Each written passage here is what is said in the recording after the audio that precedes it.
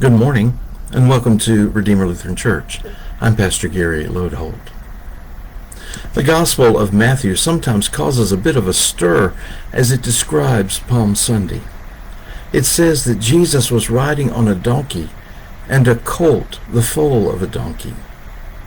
Was Jesus riding two animals at the same time? This week, as we are anticipating Palm Sunday / Sunday of the Passion, this coming Sunday, we are looking at some things about Palm Sunday you probably never knew. You might have noticed this one, but you weren't sure what to make of it, sounding like two different animals. And yet, this is a significant detail. First, let's clear something up. Jesus was riding only on one animal.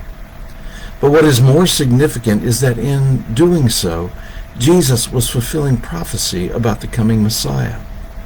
In Zechariah 9:9 it says, "Rejoice greatly, O daughter Zion. Shout aloud, O daughter Jerusalem. Lo, your king comes to you, triumphant and victorious is he, humble and riding on a donkey, on a colt, the foal of a donkey." So in Matthew's Gospel, the Gospel writer is simply quoting what Zechariah said, and it appears like there are two animals. Unless you know some things about Hebrew poetry. In those days, poetry wasn't about the rhyming of sounds like we do today. Rather, the rhyme was the rhyming of ideas. They would say something in one line and then echo it a little differently in the next line. There's a lot more to this, but that's enough for now. A look at the first two lines of that verse are a good example in how they say the same thing. "Rejoice greatly, O daughter Zion. Shout aloud, O daughter Jerusalem." The idea rhymes. The next part of the verse talks about the Messiah entering Jerusalem to fanfare and shouts of joy, just like Jesus did on Palm Sunday. But the key part is the last part, the part about the donkey. The first line says that the coming Messiah is humble and riding on a donkey.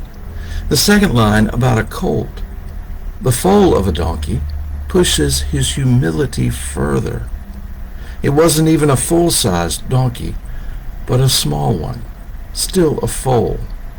So while we focus on the animals mentioned, the real rhyme is the humility.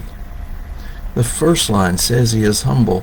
The second line echoes and expands that idea by describing it as a foal.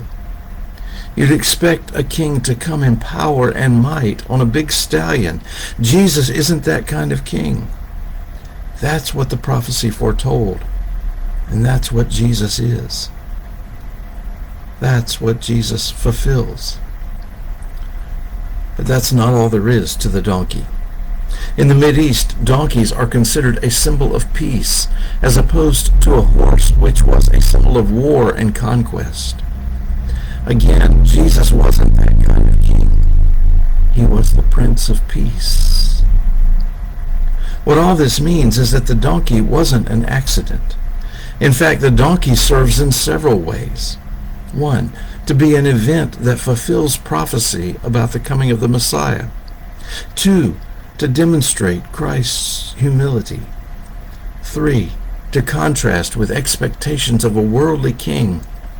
And four, as a symbol of peace given to all people and nations. This is the Jesus we celebrate. Thanks for watching, and remember to let this day belong to God.